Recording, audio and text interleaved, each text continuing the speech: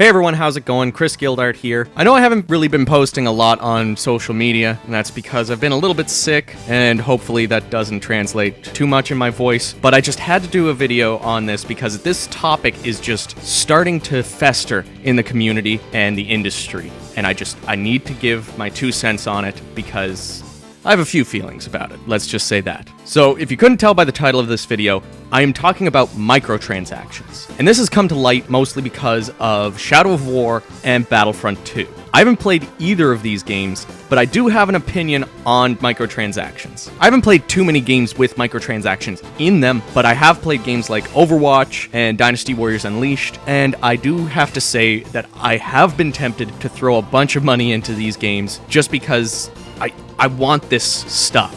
I want those skins in Overwatch. I want the gold 6-star characters in Dynasty Warriors Unleashed. I want the gold 6-star equipment in Dynasty Warriors Unleashed. I want the emotes. I wanted those dance emotes in Overwatch. But I've always had to hold myself back from microtransactions like these because I know that I might put $5 into it, and then I'll put $10 into it. And then next pay, I'm saying, well, I might as well put another $20 into it because I want more stuff than what I got last time.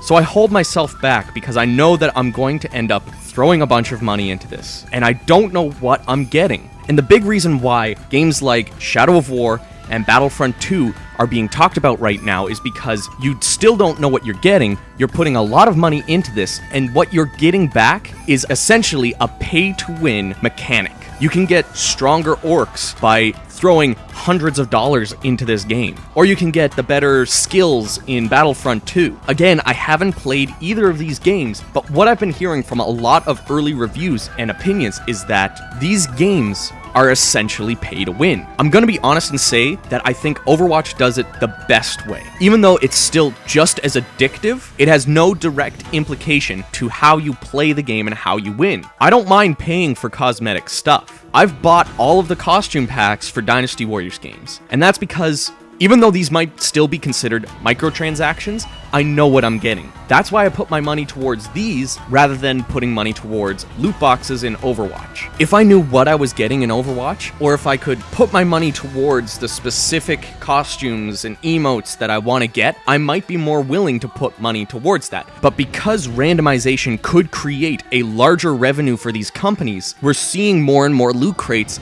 put into games. And I also don't mind them in free-to-play games because that's a source of revenue for that free-to-play game. But when it comes to a AAA title that I've already dropped $70 to $80 on to buy the full release, to have to put money towards it, to be able to compete with the other players that I'm playing against, to me, that seems unethical. I have to give a shout out to Jim Sterling for really putting this into the limelight. He's been talking about how his addictive tendencies can make games like Overwatch hell for him to play, especially every single time he goes to open up a new loot box, he feels like paying for another one because he wants those rewards. And if he doesn't get those rewards, he wants to have another try. I also have to give a shout out to Total Biscuit for bringing up the potential legality of this topic. He mentioned that the ESRB might have to come into this and rate every game that has a loot system an M rating. This because it could affect younger people's minds. A younger mind is more susceptible to developing an addictive tendency. So when children are playing these games and they're pumping their parents' money into these games, they could potentially develop an addictive tendency for their future.